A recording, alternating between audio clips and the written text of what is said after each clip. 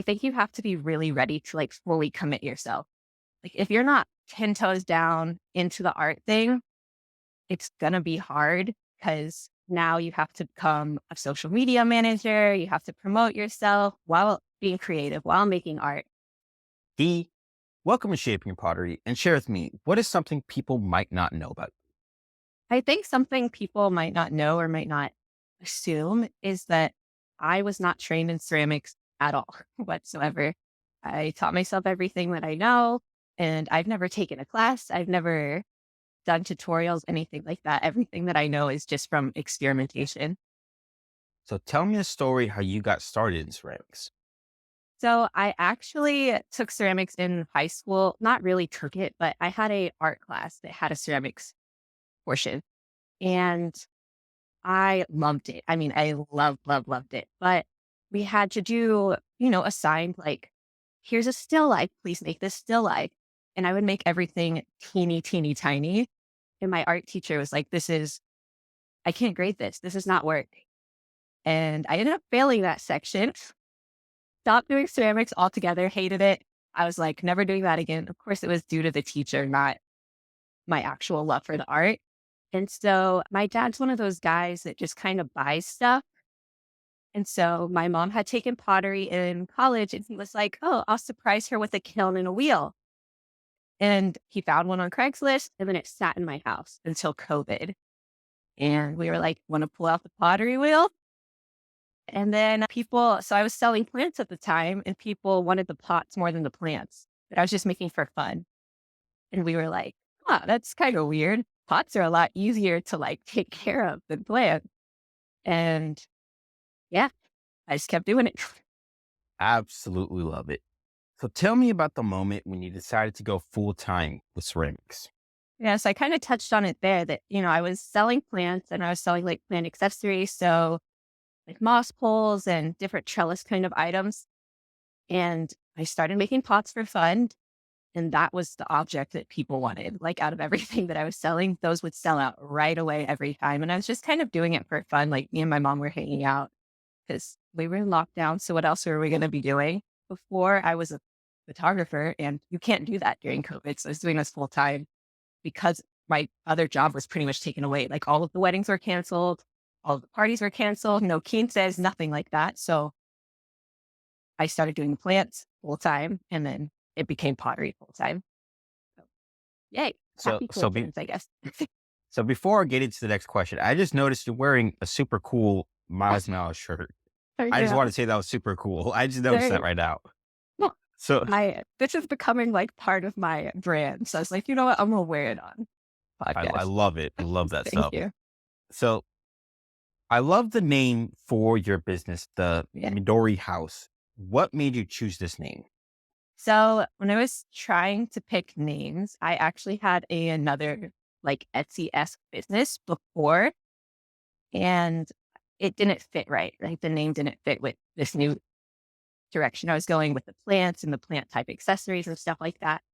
And so I was looking at like the greenhouse, just straight up the greenhouse, right? And it just didn't feel right. And obviously there's like a lot of copyright issues with just calling yourself the greenhouse.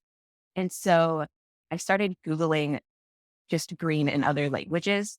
And Midori is green in Japanese, but specifically the green of like a budding new leaf. So it can represent like new life, joy, and anything beautiful that comes with that, like new life with a bright, fresh green leaf. And so I kept it the Midori House. I love that. I love that story. So, what would you say was your biggest obstacle when you went full time? I think at first I struggled with what I wanted to make versus what I felt like people wanted to buy. I think especially when you do functional pottery for people, they have like size opinions specifically. And I really wanted to make small stuff, but for a while I was forcing myself to like make bigger and bigger things. And it just wasn't for me specifically. So it wasn't very fun. But besides that, it was a really fun time during the beginning, just learning everything and figuring stuff out on my own. So maybe I'm crazy. So, I want to get back into that a little later. If Okay. I hope I don't forget about it, but a little later. But for now, what advice would you give to someone also looking to go full time with their pottery? I think when people decide to go full time in art, I think a lot of times, you know how kids these days want to become YouTubers or Twitch streamers? It's like Hmm. this pretty, like, oh, I'm going to have so much fun and like, we're going to make so much money. It's going to be great. Not that artists always think that, oh, I'm going to be able to make so much money. But I think you have to be really ready to like fully commit yourself. Like, if you're not 10 toes down into the art thing, it's gonna be hard because now you have to become a social media manager, you have to promote yourself while being creative, while making art. So I think it's really making sure that you're ready to like be lonely and just making art, right? To make it really work, you have to really, really commit yourself. You look at any successful potter right now, most of them, it's just them in a studio so often and then them on their phone making social media content, right? So if you're not ready to like fully let yourself do art, maybe keep art a hobby. Like you should really, that should be something you thoroughly enjoy. So I think finding that, like, are you ready to really commit yourself to the art? Do you love it that much? And then if you feel like you really love it, go for it. Get ready to Absolutely agree. dive in. Yeah. 100%. Shaping Nation is so important. If you were thinking about going full time, you have to fully commit to going full time. Otherwise, like he said, to leave it as a hobby. Mm. Fully commit if you want to go full time. I love that so much. So let's talk about your pottery. In one sentence, can you tell me what you make? I make everything I make is functional. And the way that its function is to bring small sparks of joy. I love this. So tell me the story how you started making this small sparks of joy pottery. So I've kind of touched on it before. When I was in high school, I had a blast making a tiny steel knife. I thought it was like the funnest thing in the world. Everybody else was making life size like apples and stuff. And instead, I had this, centimeter tall apple. And when I started pottery myself, I kept gravitating towards making things smaller and smaller and smaller. And people were like, that small thing's so funny and cute. And I was like, so you're not going to fail me for making tiny things. Okay. And then recently it's been getting smaller and smaller and smaller. I started around like an inch. Everything was about an inch, but now it's getting really, really tiny. Blast. It just feels like what's cuter than small things. What has been the smallest thing you've made? So I do nativity sets every Christmas and I make some really tiny stuff for that. I think that's probably the smallest thing that I've made actively, but I've made some teeny tiny like mushrooms, teeny tiny kittens. I think the tiny people are like the smallest thing that I do. I love that. I love looking at the small pottery that you make. It looks so Mm. cool. Thank So you. something I found interesting is you are inspired by darkness. Can you Yeah. explain this to me some more? So it's kind of a two-sided thing. I typically am drawn to in media, I guess, darker characters. I feel like for some reason artists spend way more time making their villains look really cool. And I love good character design. And then darker concepts, darker. I don't know if you watch any YouTube stuff, but like the series Don't Hug Me, I'm Scared. I absolutely love that. Like it's very cute appearing, but that like slight creepy edge is always interesting. So I really love that. And then the second half of that is that the world's pretty dark, like just social media. We're in like weird times, more or less. There's a lot of division and stuff, but we can be a little light via art. And so I think the desire to bring those small sparks of joy to people in a time where a lot of people are having a really rough time is a good thing. And so those are the two halves of my darkness inspiration. I definitely agree. So can you tell me how does this impact the way you make your pottery? I think recently I've been focusing on making sure that I'm really having fun making things. And I've noticed that the people who see my art can really see that the more fun like I'm having, they also see that fun and the love that goes into it, which if they're seeing that I'm having fun, obviously that's a positive thing typically. And so they're enjoying it more. So probably, yeah, just letting myself have fun when I'm making things. like I having l- joy while I make it to reflect that in my art. Kind of like cooking, right? Like yes, put love into your cooking and it tastes better. I love that. Shaping Nation, the most important thing is for you to have fun. And when Yeah. you're having fun, everybody else is going to notice that you're having fun. You're going to be truly enjoying what you're making. I love that. So something I love that you do is that you bought a gumball machine and filled it with random tiny pots that Yeah. people can buy spins. Can you tell me the story behind this? So I've always loved like gumball machines, candy machines. You know, you go to the mall as a kid and it's just all of those beautiful, shiny things. And I don't know about you, but my parents were like, absolutely not. You don't need to spend a quarter on that little piece of trash. No, no, no. And so when I got older, and then obviously like Japanese gotcha machines, I also saw those, like the gotcha machines. Those are awesome. But I was like, what can I do that give adult that little sense of joy? So that like it's a very tactile thing. You know, you get to feel like the little spin thing if you do it in person. And then hearing like the little balls drop out of the machine, but then you get something that like you want more as an adult. Not that there's anything wrong with kids having toys. Sure, we'll see them on my shelves, but it's all back to that like bringing little joy and nostalgia to people. I love that. When I first saw that, I was like, that's such a creative idea. Like Yeah, people could just buy random spins and get random pottery. That's such a cool exactly. idea. Yeah, I really love fun. that. And So then I get to can make you whatever I want, so that's cool. Cause you yes, just I put all think that's kinds of stuff in also there. what drew me to it was Yeah, because you can make whatever you want and just mhm, it's just random. I love that so exactly. much. So can you explain to me how you create your mini pottery? Like process wise, or the thought, like the thoughts that go into it, or physically. Let's go both.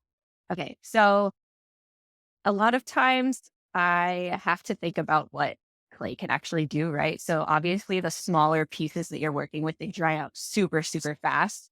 And so anytime that I'm thinking about what designs I want to do, I'm making sure that there's not too many individual pieces that need to be connected because obviously that really, you end up with a leather hard piece super, super fast. And that can be cool, but it's also the more detailed the pieces, they can end up cracking and breaking. They break super easy, obviously, as well. So mostly I just kind of whatever is on my brain that day, I'm like, can I make this? Like, let's find out. Can I make a cat? Okay. Well, yep, that's a cat. Great. Perfect. Sometimes they come out super ugly, but most of the time they don't. Essentially, though, I have a little tub that has my clay in it, and I just scoop out a finger worth. And then however much that is, that's how much I try to make something tiny out of. Mostly I'm just freestyling it, I'm gonna be honest. So what is the technique you are using to create them?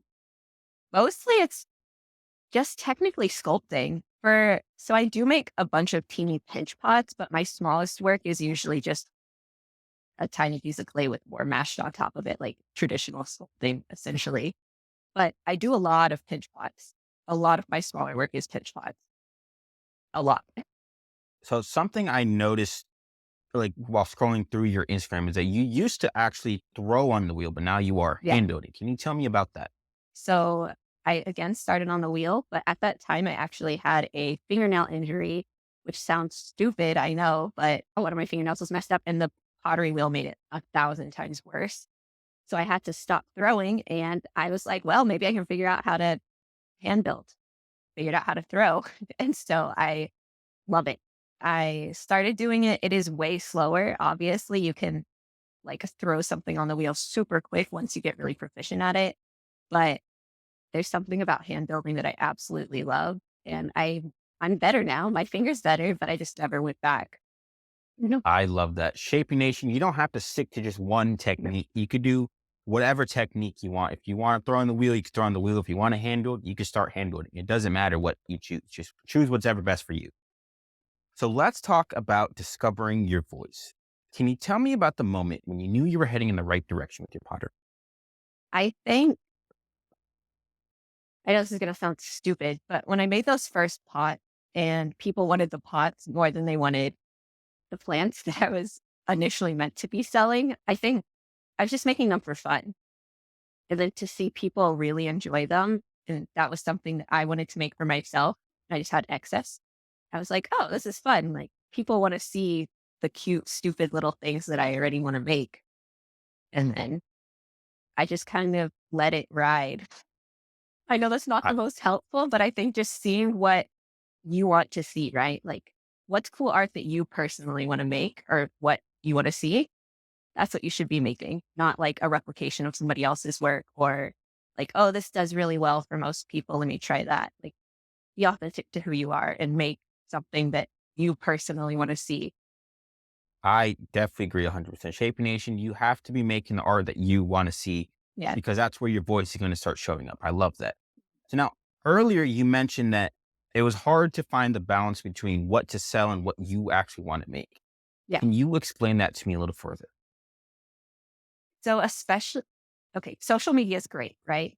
We get almost instantaneous feedback on literally anything. I mean, you could post something right now that you just barely started working on, and you're going to get feedback from people, lots of feedback. But I think looking at that feedback that people are giving and taking it maybe with a grain of salt is good, right? You don't want to lose your vision for what you are planning on making. Because again, like I said, if you truly love the things that you're making, that's good. Your art's gonna, reflect that very well. But when you see all that feedback from people, they're gonna want different things. And I think if you're making what you truly love, the people will come who want to buy it. You'll find that audience. But if you're trying to appease one or two in the comments, like get one guide, like they say on Twitch, that could be a negative impact on you. So try to take all of that feedback with a grain of salt and really focus on what you want to make, and you'll find your audience to sell it to. I definitely agree 100%. I love that so much. So you contribute your growth to being chronically ill and growing up with artistic parents. Can you tell me how this played a role in your growth? I think having a plan B is good, but I think that if you have a goal, right? Like let's say your goal is making art, you should stick to that 100%, right? And because I'm chronically ill, having a plan B is very difficult. There's not really many options for me as a chronically ill person. So I put 100% of the eggs in the pottery basket, right? Like I'm fully committed to it. And I think when you don't have options, sometimes if you don't give yourself other options and you really commit yourself to something, that love and time that you're putting into it is reflected, right? And so that definitely contributed to my growth is not having other options, just fully committing myself to it. And then growing up with artistic parents, I grew up essentially in like a Michael's craft store, right?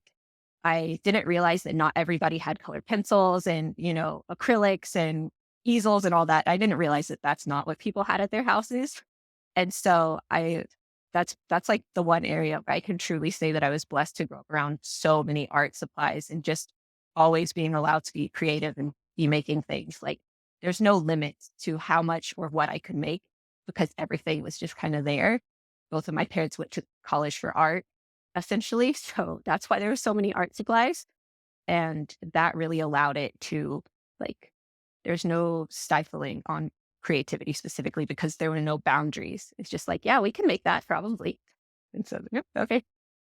I love that. I love that so much. Shaping Nation, don't put boundaries on yourself and just, if you have an idea, try to go make it. I Yeah, love that just try it. so Yeah. much. So, what is something you are doing to evolve your voice even further?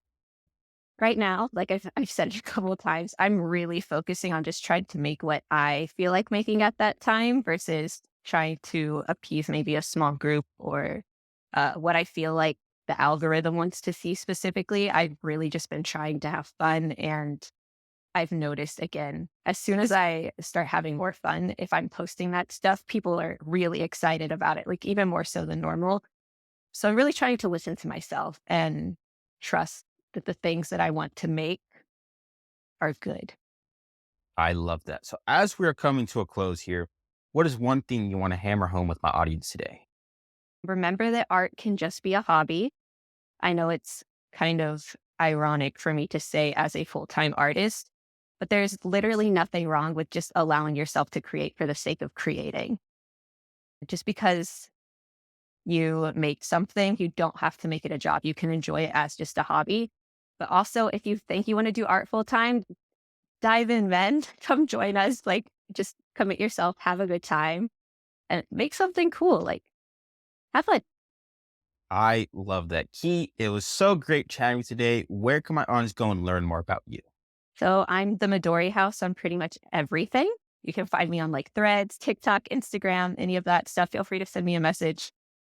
I'll answer them.